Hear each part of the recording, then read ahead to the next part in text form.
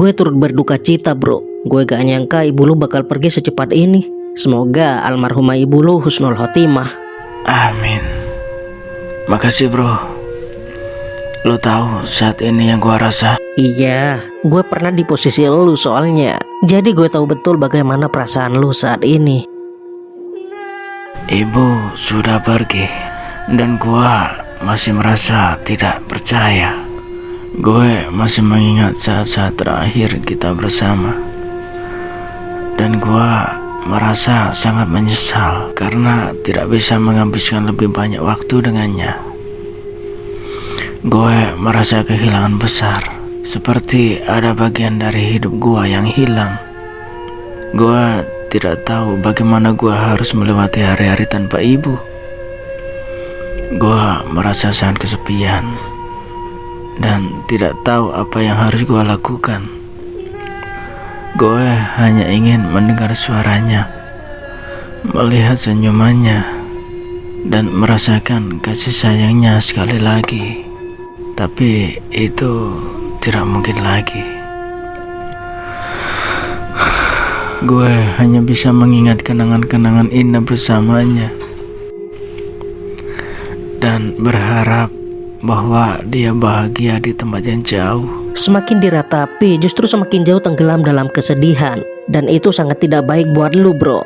Dan pastinya hal itu juga membebani ibu lu di alam sana. Jadi saat ini yang kita bisa lakukan hanya mengikhlaskan dan mendoakan beliau.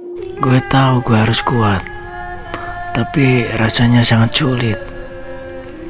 Gue hanya bisa menangis dan merasa bahwa gue tidak sendirian. Masih ada adik lu yang membutuhkan lu. Masih ada gue dan teman-teman yang lain yang peduli sama lu bro. Buat ibu lu bangga telah memiliki anak yang tangguh seperti lu. Jangan kecewain dia. Masih ada kami temenin lu bro. Hei, kalian ada di sini? Pastilah, lu yang sabar ya bro. Makasih teman-teman. Mohon doanya ya buat ibu gua. Emang gimana kondisi lu? Katanya cedera habis berkelahi. Aman sih, cuma kaki nih lecet dikit. Niatnya tadi pulang sekolah mau jenguk elu ke rumah sakit. Elunya sekarang ada di sini. Santai aja. Dari pagi gue udah di rumah kok. Tiba-tiba Benjo ngabarin. Ya udah kesini bareng yang lain. Oh iya, kayaknya gue nggak sekolah di situ lagi. Kenapa bro? Gue dikeluarin dari sekolah gara-gara berkelahi sama Deva. Senang bisa berteman dengan kalian. Maaf ya kalau gue ada salah selama ini. Sorry nih, gue cabut dulu ya. Harus balik ke rumah sakit, dampingi adik gue yang lagi operasi, sama ngurusi semua keperluannya. Siap bro, santai aja.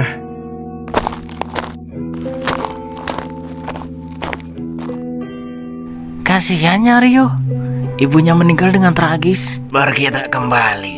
Kalau kembali ya serem dong. Ada yang kembali, tapi pas lagi galau aja sih. Kalau udah happy, bersenang-senang dengan yang lain.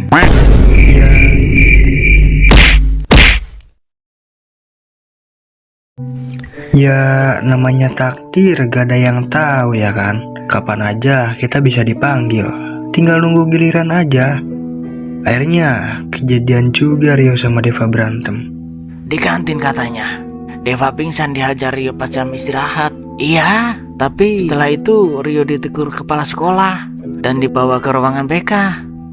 Kalau udah ditarget, gak mungkin dia dilepas. Tapi hebatnya Rio bisa tumbangin si Deva. Padahal secara postur tubuh Deva lebih besar dari Rio ya kan. Rio kan jago silat. Dengan tubuh yang kecil justru sangat menguntungkan sih. Lebih lincah dalam menyerang dan menghindar serangan. Kalau menurut tradisi, siapapun yang bisa mengalahkan ketua suatu geng, dia berhak menggantikan posisi ketua geng yang dikalahkan itu. Rio jadi ketua geng teriak. Mantap. Kayaknya Rio gak bakal tertarik deh. Lagian Rio juga gak sekolah di situ lagi.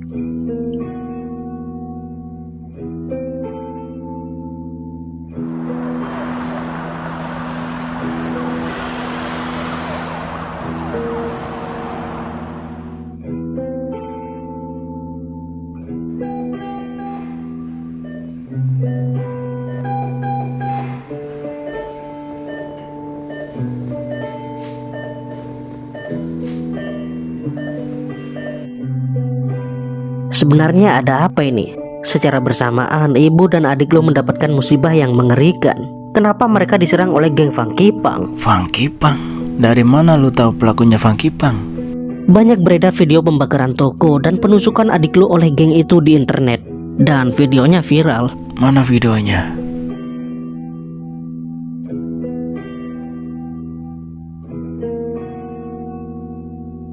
Ya dap, gue udah feeling kalau memang mereka pelakunya.